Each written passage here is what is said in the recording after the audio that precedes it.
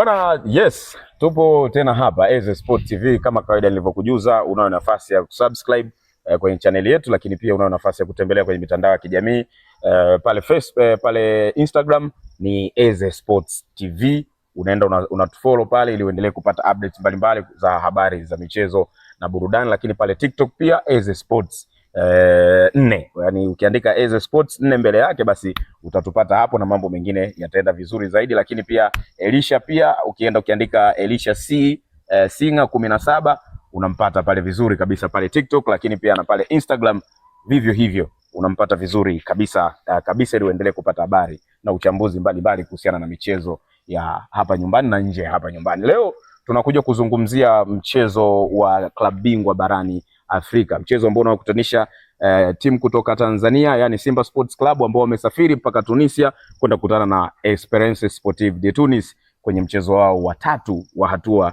ya makundi. Na hawa wote mpaka tunavyozungumza hivi sasa hali zao si nzuri. Mmoja ana alama 2, mmoja ana 0 kabisa, hajapata chochote, ambaye ni Simba. Na nataka tuzungumze na Elisha hapa, itakuwa ni mechi ya aina gani? Hawa wanakutana wenyewe kwa wenyewe ambao hawana maendeleo mazuri. Elisha, Simba imebomoka, imevurugika, sura mpya zimekuja, wachezaji takriban kama 5 ambao automatic ukiangalia ni kama wana nafasi ya kuanza moja kwa moja kwenye kikosi. Wanaenda kukutana na Esperance Sportive de Tunis wakiwa nyumbani, mchezo muhimu kweli kweli kwa Simba. Simba hawana alama hata moja. Unaiona ni mechi ambayo itakuwa ni mechi aina gani? Ni mechi ngumu. Ni mechi ngumu kwa sababu wakati napanga group stage Simba na Esperance Sportive de Tunis ndio walionekana kama title contenders, kwa maana kwamba ni watu ambao wakubwa na ndio walikuwa wakubwa. Walikuwa wapo, ni wakubwa, na mbaya zaidi kibao kimeenda kugeuka, wa chini kawa juu, wa juu kawa chini. Kwa hiyo ni mechi ngumu kwa timu zote mbili, kwa sababu ni mechi ambayo inaenda kutoa taswira ni yupi anaanza kuitafuta robo finali, kwa sababu Petro alama 4, Stade alama 4, au Esperance alama 2, Simba hana hata moja.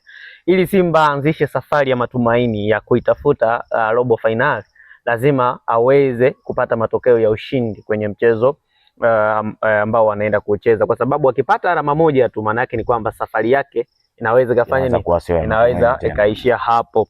Aina ya players ambao umewazungumza, amewaleta kwenye kikosi, ni aina ya player ambao unaona kuna namna moja nyingine wanaweza kaisaidia timu kulingana na vitu ambavyo vilikuwa vinapungua kwenye kikosi cha Simba. Fighting spirit, upambanaji, kucheza kama umekunywa maji ya nembo ya timu, walikuwa hakionyeshi hicho kitu. Lakini pia eneo la mbele kutengeneza nafasi kulikuwa finyu sana, na hivi sasa wachezaji ambao wameongezeka dirisha dogo wanao room kubwa ya kwenda kuisaidia timu. Hata kama walikotoka walicheza mashindano, lakini bado hivi sasa sheria inaruhusu kwenda kucheza. So uwepo watu kama kina Chama pamoja na wengineo wanaweza wakatibu tatizo ambalo limekuwepo kwa muda mrefu. Lakini tatizo ni kwamba wamekuja wakati tayari timu ina pressure. At least let's say ingekuwa na alama 3, unaona kungekuwa na upeo mkubwa kwenda kupata matokeo. Mbaya zaidi wameingia wakati timu ishavurugika, yani ni kuanza kutengeneza upya.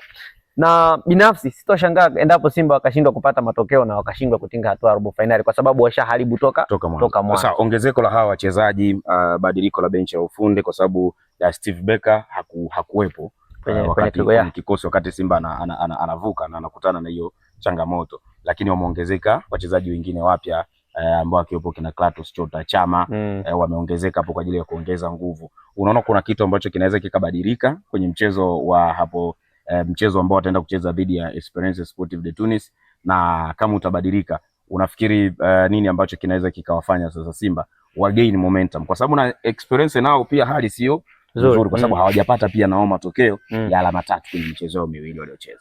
Kitu lazima kiweze kubadilika, kwa sababu tayari na players wapya ndani ya kikosi. Ungekuwa na wale tunaweza kusema mwendo unaweza kawa ni ule kwa sababu watu ni wale.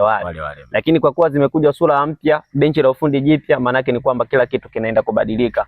Mfumo ambao alikuwa anatumia Pantev na ulifanya wapoteze mchezo, so mfumo ambao wanaotumia Steven.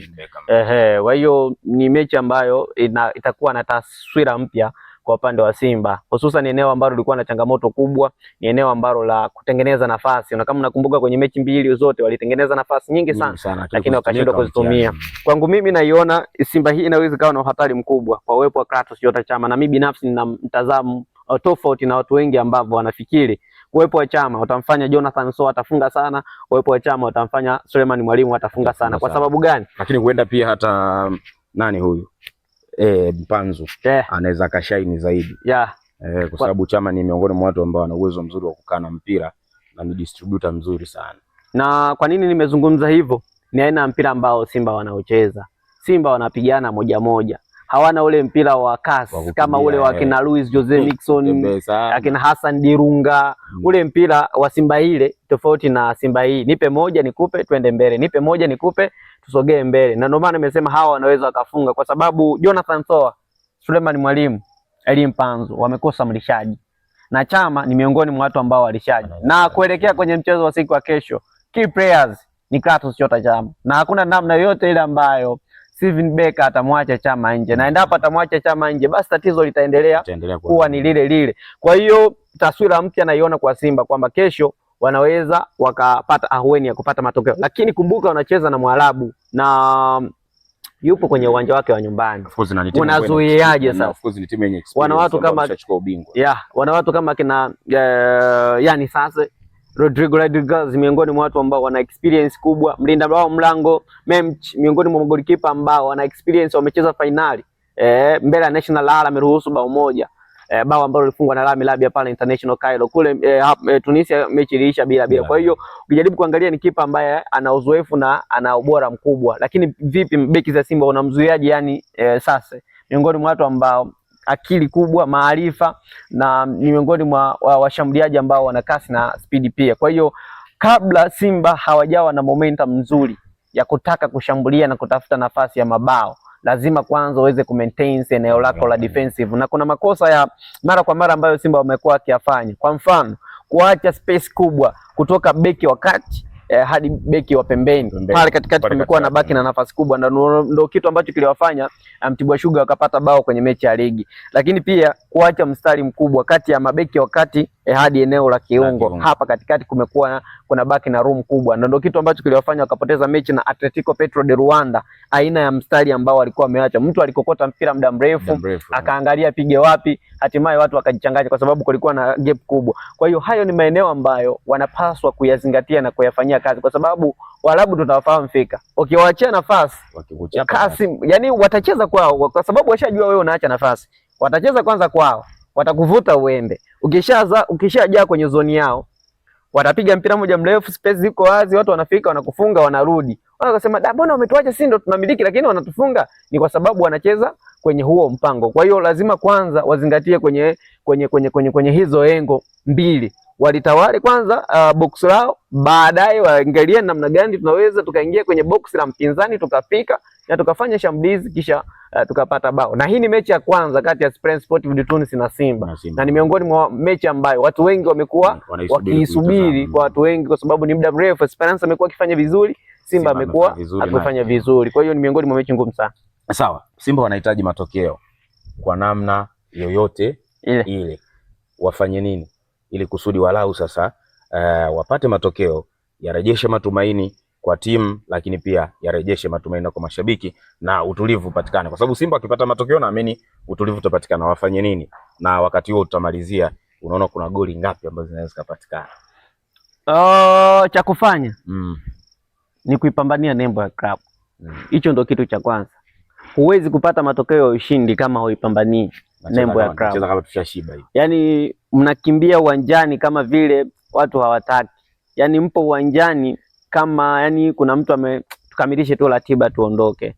Never. Huwezi kupata matokeo ya ushindi. Wachezaji kwanza lazima waambiwe, watambue thamani ya klabu, watambue umuhimu wa mashabiki ambao wanawapa support nyuma. Wakifanya hivyo inakuwa ni rahisi sana kwenda kupata matokeo. Kitu cha pili ni utekelezaji ndani ya pitch. Unaweza kumwambia mtu lakini asiende kutekeleza. Wachezaji wakishaambiwa sasa kile kitu ambacho wamekiambiwa wafanyeni, wafanyie kazi. Tengeneza nafasi, tumie, kwa sababu kuna muda ambao watu wanakushangaza. Mtu uko ndani ya 6 lakini bado unakosa utulivu, unashindwa kuitumia nafasi. Na wakifanya hivyo inakuwa ni rahisi sana timu kuweza kucheza kwa pamoja. Lakini kitu kingine, lazima mwalimu aitengeneze timu kwenye mchezo wa siku ya kesho, iwe na options mbili. Kwanza ni kucheza as a team.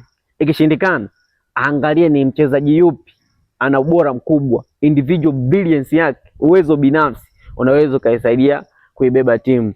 Na kitu cha mwisho ni options za mwalimu, kwa sababu mwalimu yeye ndo anaamua timu ipate matokeo au isipate matokeo ama isipate matokeo, mbinu zake. Kwa sababu ukiona umeenda na mbinu ya kwanza, mechi inaendelea, timu haipati matokeo, unamsimamisha nani kwenye benchi ili aje kubadilishia? Na kitu ambacho nimekiona kwa Steven Becker ni mzito kwenye kufanya subs. Nimeangalia mechi na Mashujaa, tayari watu wamesawazisha bao dakika ya 50 na mechi dhidi ya Mtibwa. Ya Mtibwa dakika 50 na, lakini unakuja kuwaingiza watu dakika ya 70 na 80 na, alafu wale watu wanaonekana kama ungewapa muda mapema wangekuwa na ahueni ya kubadilisha matokeo. Kwa hiyo mwalimu lazima aweze kureact haraka sana, kuangalia ni jinsi gani ambavyo anaweza kupata matokeo. Fighting spirit ikiwa juu, mwalimu akiwa na mbinu zaidi ya moja, Simba ni rahisi kwenda kupata matokeo. Na ni mechi ambayo magoli yanaweza yakapatikana, ila kulingana na safu za ushambuliaji za timu zote mbili, bado hata na yenyewe magoli matatu siyaoni yakitokea. Bwana, sawa. Simba wanachohitaji ni dua ili kusudi wafanye vizuri, kwa sababu wasipofanya vizuri wataparangana sana na hali itakuwa mbaya zaidi na zaidi. Mimi naitwa Ezo Sports kama nilivyokuambia, lakini nilikuwa na Elisha Singambi kwenye uchambuzi hapa. Hatuna tena la ziada, tukutane wakati mwingine. Usisahau kusubscribe, kucomment, kushare, kulike, lakini pia na kuzisambaza linki ili kusudi tuendelee kupata wafuasi wengi kwenye YouTube channel yetu. Bye bye.